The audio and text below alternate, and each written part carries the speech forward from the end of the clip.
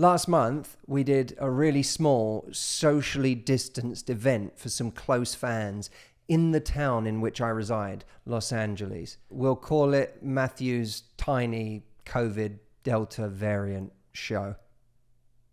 At least until I come up with a catchier name. This is a clip from that show. Enjoy. Okay, so a little bit of background. I'm a psychologist. I'm finishing up my PhD. I have had such a hard time in relationships. Like, I feel like I know the theories, I've read a lot, but I just like really struggle. And it's just... Which part do you feel you struggle with in particular? It's really hard for me to like feel close to men, and I feel like I also draw people who like share too much initially, and then I get really like overwhelmed by them romantically. Why do you think you draw people like that? I think I'm open, and I think people are like, oh, I can tell you anything. Like, I just feel like I can share so much. Right. And I don't know how to like, so that also brings people who are really problematic or who have a lot of trauma.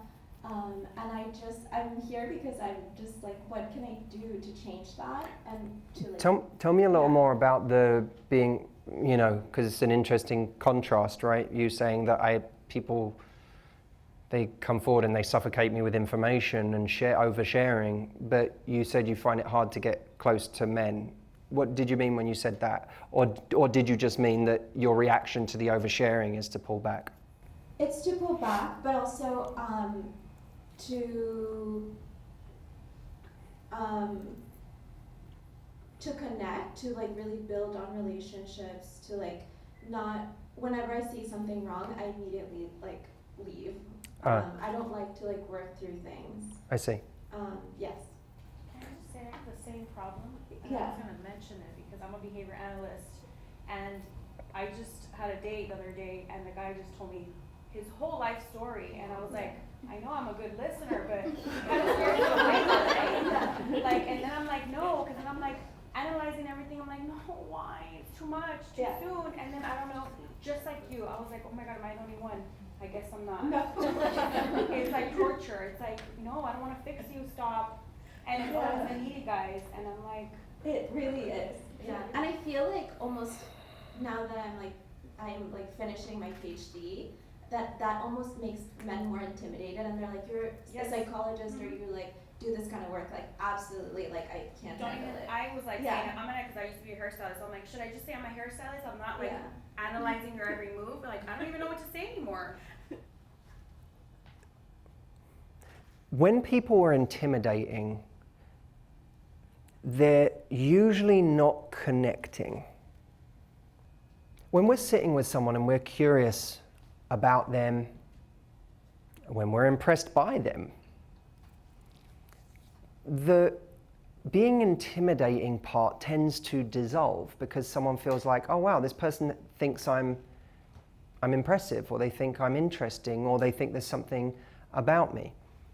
And it also, man or woman, I'm not talking about women here, man or woman, it's important, I believe,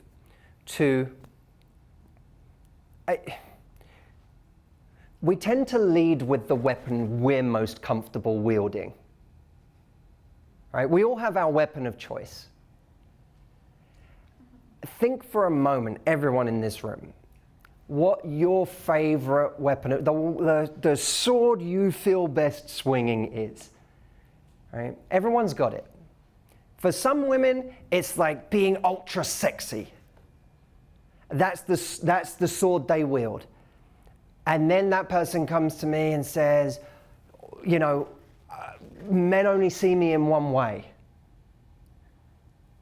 And we unpack often the fact that this weapon they're wielding is A, attracting a certain kind of person, and B, actually stopping people from seeing what else is there.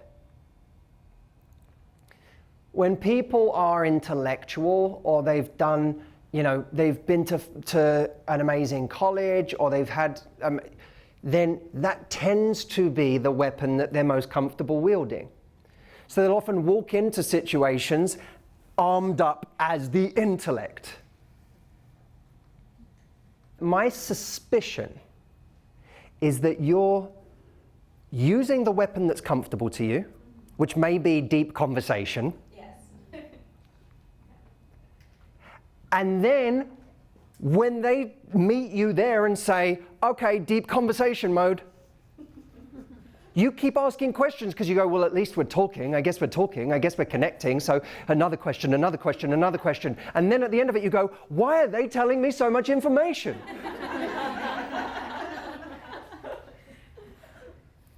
But it's not, it's because it's not all your fault. It's just that you're comfortable letting it unfold that way. And what I need you to do is take a risk to lead it a different way. And in dating, there always has to be a first mover of some kind, right? There always has to be someone who just takes the little step in that direction. Like, it's that first time you're, around someone you thought was a friend, and they tell you you look good in a way that a friend doesn't. And they just reached out a little bit. And then when you take a step forward, you're doing the same, and they get validated, and they go, that was nice, that worked. Okay, I'll do a little bit more. I have finished entire dates where I had no idea the woman I was on a date with actually found me sexually attractive. No idea. I knew she thought I was a decent human being. I knew that. But that's not what makes us call each other, is it? We don't go home to our friends and go, I'm so excited to see this person again. They are such a decent human being. What gets us to call, man or woman, is when we have that beautiful combination of connection and chemistry. We'll even call if there's just chemistry. We'll fuck up our lives on just chemistry. But we won't do it if there's just connection. It doesn't work the other way around. Most of us won't do it on just connection. It doesn't give us that fuel that makes us want to pick up the phone. Oh, I got to call this person. I got to call them. It doesn't make us do that. I finished entire dates where I didn't know if someone found me hot. Not found me attractive, that's different. Attractive isn't even quite it, Hot. And I wake up the next day and I say, well, that was really nice. We had good conversation, but I don't know. It didn't make me want to pick up the phone. And I was attracted to that the reason I went on the date is because I thought they were really attractive. I went because I thought they were attractive, but I didn't finish with any electricity. So there was nothing charging the next stage. And then a day later, I get a text. Last night was really fun. I'd love to see you again. And I'm like, what? I've had that experience where you go, were we on the same date? How do you feel? So you like me. Someone shouldn't be surprised to hear you like them. That shouldn't come as like a piece of a revelation. Oh my God, she actually likes me. I'm not saying you have to spend a date doting over someone. That would be bad too. But just a moment, a glimmer where someone realizes, oh, we're not friends. And we're not gonna be friends. That's sexy. When you feel that, okay, I get it. We're not friends. Okay, now let's keep talking. Now you keep talking about all the other cool stuff, but there's a subtext. The problem is when you're on a date and you're talking about all of that stuff, but there's no subtext.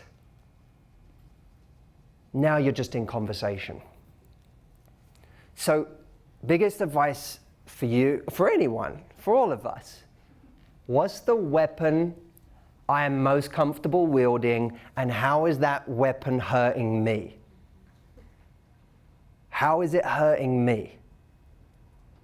What new weapon do I want to start sharpening?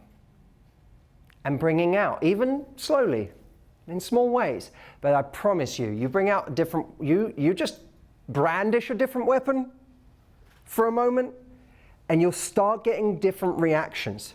And the reactions may sometimes be what you want, they may not, but the different reaction will give you hope. Because you'll be like, oh, this is great because it's not the groove I was in. It shows I can have an effect on the environment. I can have an effect on the situation. I'm not just a passenger on a date. I am someone who can actually lead the dance, even if it doesn't look like I'm doing anything at all. Thank you. Great question.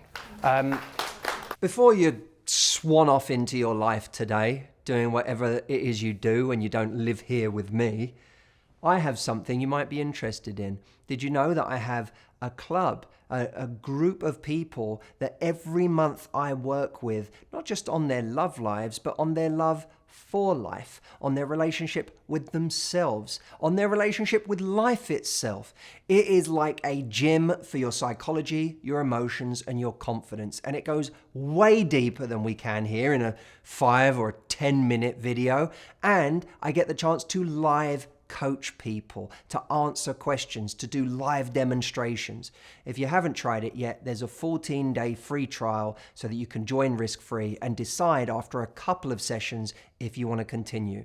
To come and join, go to askmh.com and I will see you over there.